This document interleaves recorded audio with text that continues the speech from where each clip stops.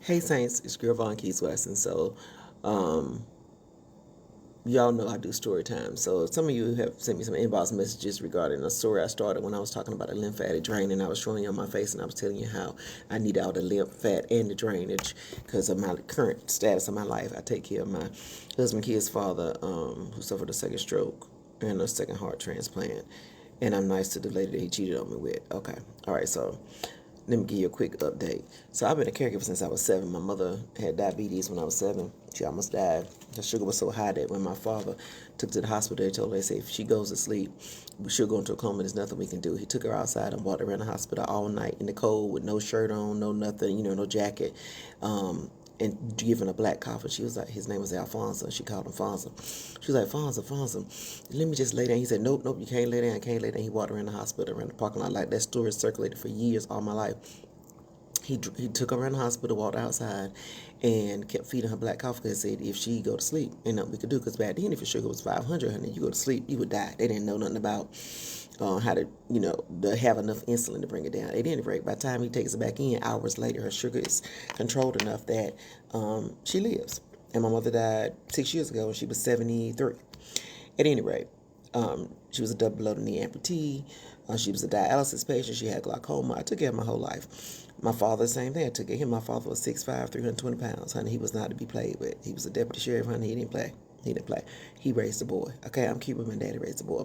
My mama could sit on the lap of Jesus. My daddy could cuss out the devil. Okay, stay focused. At any rate, I've been doing this my whole life. That's who I am. My parents always told me treat people the way you want them to treat you. Don't treat them how they treat you, but treat them the way you want to treat you. All right. Case in point. So I met my husband back in 2001. We got married in 2003. Had our first child in 2008. Second one in 2000. No, the first child in 2005. Son, daughter 2008. They are now 18 and 21. So probably about 12 years into the marriage, stuff changed, and I'm sure I changed too. So I don't, I'm not saying it's all his fault. I'm just giving you the update of the update. But I've been who I am my whole life. Okay, I do anything for anybody, and I mean anybody, anything, anybody, anything, anybody. Stay focused. So at any rate, about 10 years into the marriage, stuff started changing. Started being kind of hateful, mean, verbally abusive, cussing me out in front of my kids, calling me effing stupid and all this kind of stuff. And when as you get older, you realize it really was about something else. I knew something else was going on because ain't no way this was the man that wanted to stay with me all the time. He would get up in the morning and he would be like, I'm going to get this is we were dating, I'm going to go get my hair cut. And I'm like, okay. He said, but I'll be back. What you want to do? And I was like, what do I want to do? Wait a minute, you going to get your hair cut and then you coming back? Yeah. I said, you want to spend the whole day with me? He was like, yeah, you my woman, why wouldn't I? Baby, that line got me. What? All these other knuckleheads I done been with her to get gone, be gone all day, can't find them, can't text them, can't call them, can't nothing. See you when they want to see you. Women, we got to do better. Okay, all right. This joker, all he want to do is be with me. What? Sir. Okay, absolutely. And did just that. And everything was amazing up until it won't. Okay, all right then. Again, not blaming it all on him, just telling you how it was. I've been a caregiver my whole life. He had chronic gout. So when he got gout, he couldn't walk. Hence, any gout is a buildup of uric acid around the joints, around any joint in your phone, your knuckles, your wrist, your ankle. It would be in his feet. It'd be so bad he couldn't even walk. And he's from the islands. And my mother-in-law would say, "Oh, when his father got the gout, I had to I had to put him on a sheet and drag him down the hallway so go to the bathroom." Honey, I said he would pee on himself because I am not dragging his big behind on no sheet to get him to the bathroom. I can't do it. He's too big. Anyway, I've still always done what I'm supposed to do. Take care, whatever. So, about 12, 13 years into the marriage, he got in a car accident. Got in an accident at work. Somebody hit him in the back in a company truck.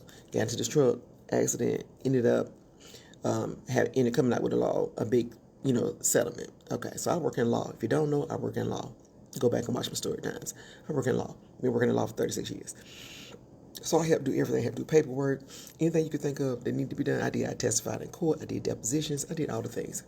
Again, if you know anything about court, if you get in an accident, you go in a deposition. It's a sworn statement that you take before a court reporter, and both people get exercise. Okay, so I go in. I testify in court.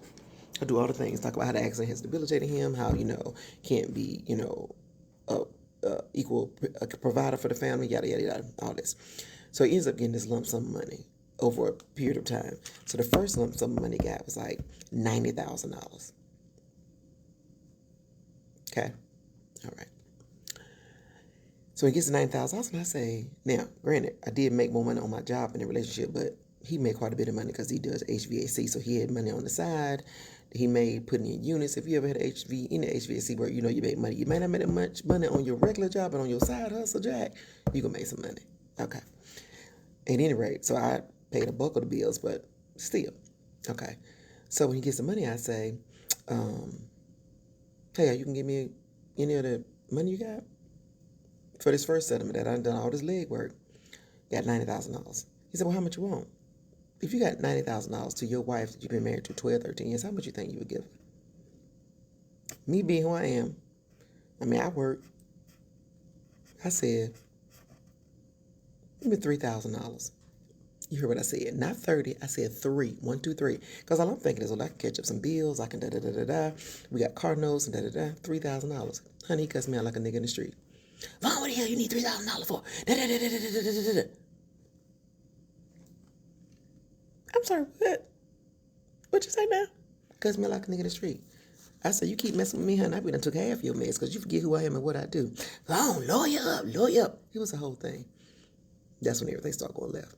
I give you what I want you to have. He gave me $1,000 out of 90. 1,000 out of 90. Went and paid cash $30,000 for a Camaro. We got 2 kids. I'm a waffle fry. He a big dude. What the hell I'm gonna do getting in the Camaro with 2 kids? He big as me. I think I got in the car twice. Pay cash for it.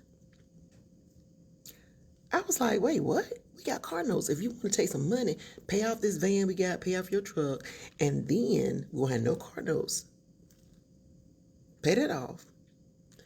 Then put down a good size money on the Mustang or whatever, and then, get some low car payments, pay it for 6 months, then pay it off, help your credit. You didn't do that. No. That's when the fight started. Okay. All right, then. This whole point, I'm getting to the point of me being a caregiver of him to this day.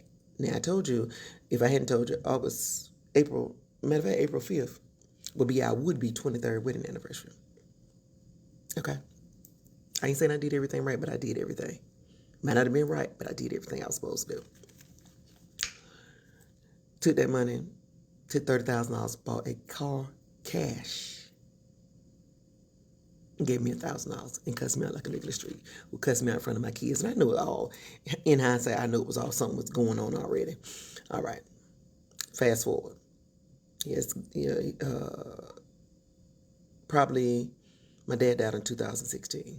Dad died in 2016. And I was a daddy's girl. I watched my daddy die. If you're a daddy's girl, you live your life differently in this world when your daddy is gone. Okay. I'm going to let that resonate.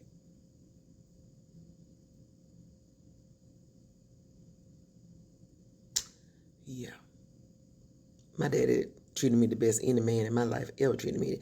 When I first moved into Raleigh, if I called my dad and said, Daddy, I had a fireplace.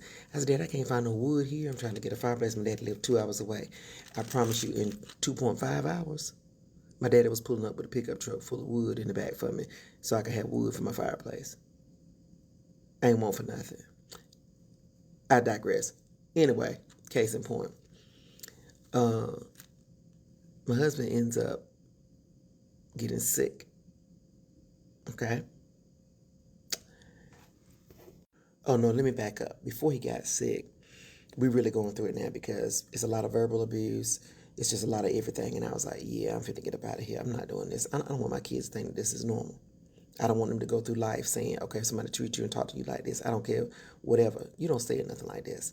So I started planning my escape. Stay tuned for part 2.